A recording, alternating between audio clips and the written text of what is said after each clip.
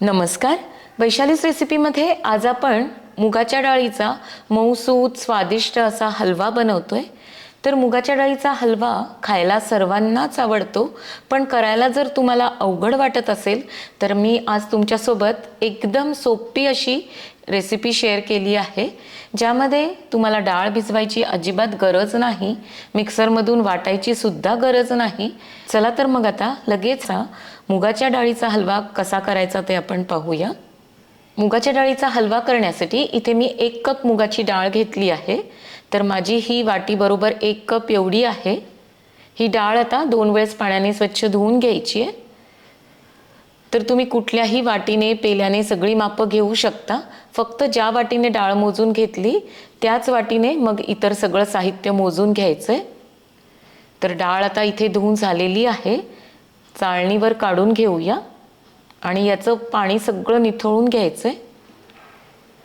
थोडीशी पसरून घ्यायची, म्हणजे याचं पाणी सगळं निथळून जाईल आणि डाळ पण थोडीशी कोरडी होईल. इकडे गॅसवर मी एक कुकर ठेवलं आहे. त्यामध्ये सुरुवातीला 2 टेबलस्पून तूप घालूया. तूप मेल्ट झालं की लगेच धुवून घेतलेली आणि नंतर निथळून घेतलेली डाळ घालायची आहे आणि लो टू मीडियम फ्लेमवर याला आता तुपावर परतून घ्यायचं आहे. मुगाच्या डाळीला थोडासा उग्र वास असतो. आधी डाळ धुवून घेतली आणि नंतर अशी तुपावर परतून घेतली की त्याचा उग्रपणा कमी होतो आणि कच्चेपणा पण निघून जातो आणि मग हलवा खायला स्वादिष्ट टेस्टी लागतो. तर आता तुम्ही पाहू शकता 2 ते 3 मिनिट झाली आहेत. पहिलेपेक्षा ही डाळ थोडीशी मोकळी झाली आहे, हलकी पण झालेली दिसतीये. चमच्यावर घेतली तर सहज खाली पडतीये. सुरुवातीला मला हलवायला जड जात होतं. तर आता 4 ते 5 मिनिट झालेली आहेत. डाळ आपली भाजून झाली आहे. आता लगेच पाणी घालूया. तर ही डाळ आपल्याला पाणी घालून शिजवून घ्यायची आहे. तर मी 1 वाटी पाणी घातलंय. 1 वाटीच मी डाळ घेतली होती, तर तेवढंच 1 वाटी पाणी घालायचं आहे. जास्त जर पाणी झालं तर डाळ जास्त शिजते आणि कमी झालं तर व्यवस्थित शिजत नाही.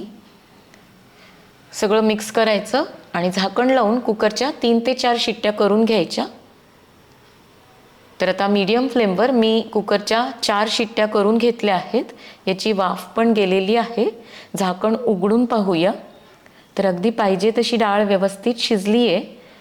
चमच्यावर घेऊन बघूया तर हाताने अशी सहज दबती आहे.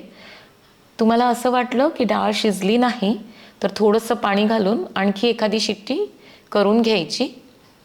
तुम्ही जर डाळीला जास्त भाजलं तर मग पाणी पण जास्त लागतं. तर अंदाज घेऊनच पाणी घाला. आता ही डाळ आपण घोटून घेऊया. मी इथे आपलं जे पावभाजीचं मॅशर असतं त्यानेच घोटून घेते आहे.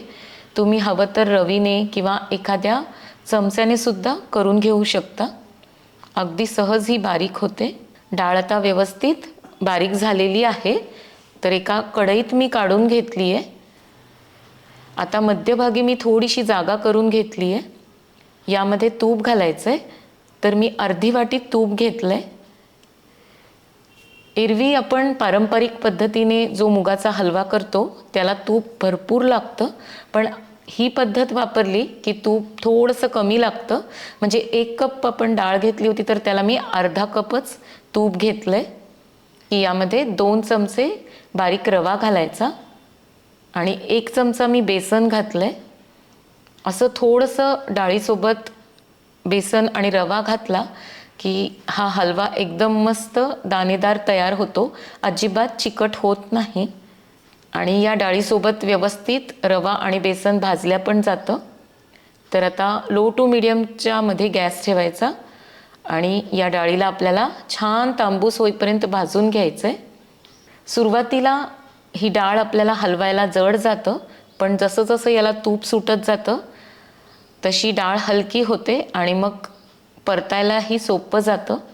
पारंपरिक पद्धतीने आपण जर मुगाचा हलवा केला तर डाळ आधी भिजवून घ्यावी लागते, नंतर मिक्सरमधून वाटावी लागते आणि व्यवस्थित जर आपण भाजलं नाही तर मुगाचा हलवा चिकट होण्याची शक्यता असते.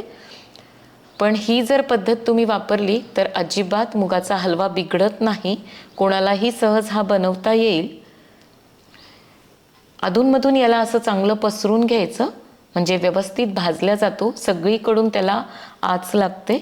सुरुवातीला तुम्हाला असं वाटेल की मुगाचा हलवा चिकट होईल की काय, किंवा हा कच्चा राहील, पण असं अजिबात होत नाही. जसं जसं तुम्ही भाजत जाल तसं हे पीठ सैल होतं आणि मग आपल्याला परतायलाही सोपं जातं आणि ह्याला व्यवस्थित तूप सुटतं. मला आता ही वाटलेली डाळ परतताना थोडीशी हलकी जाणवतीये, तर या स्टेजला आता यामध्ये 1 चमचा तूप घालायचं, म्हणजे मग आणखी परतायला सोपं जातं आणि पटकन याला कडेने तूपसुद्धा सुटतं. तर थोड्याच वेळात तुम्ही पाहू शकता या डाळीला आता कडेने तूप सुटलेलं आहे आणि याचा रंग पण बदललेला आहे, छान असा तांबूस दिसतोय.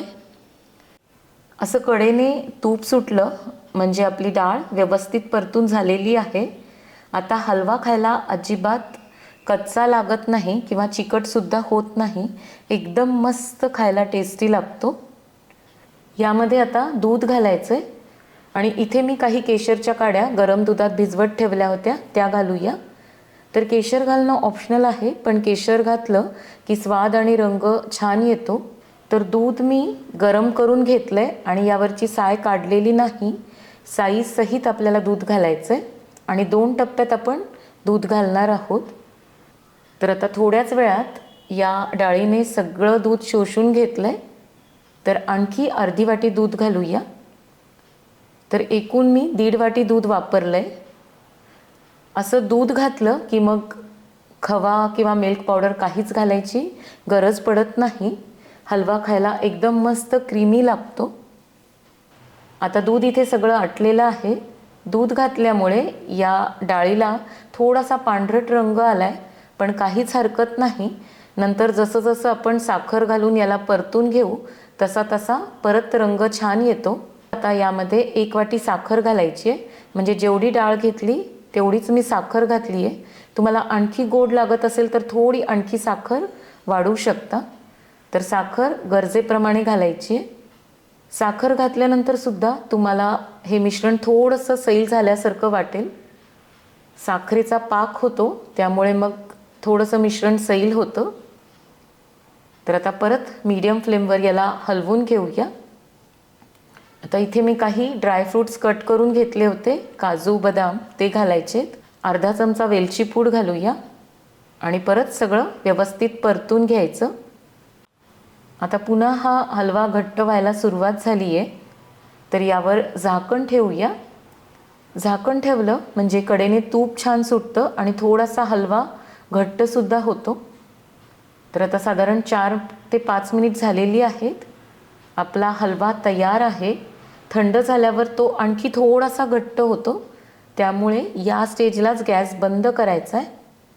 तर एकदम मस्त असा स्वादिष्ट दाणेदार मुगाचा हलवा तयार आहे आणि या पद्धतीने बनवला तर अजिबात चिकट होत नाही आणि बिघडतसुद्धा नाही. तर अवश्य ही पद्धत वापरून बनवून पहा आणि रेसिपी आवडली तर व्हिडिओला लाईक आणि शेअर करायला अजिबात विसरू नका. पुन्हा भेटूयात, तोपर्यंत मस्त खा आणि मस्त रहा.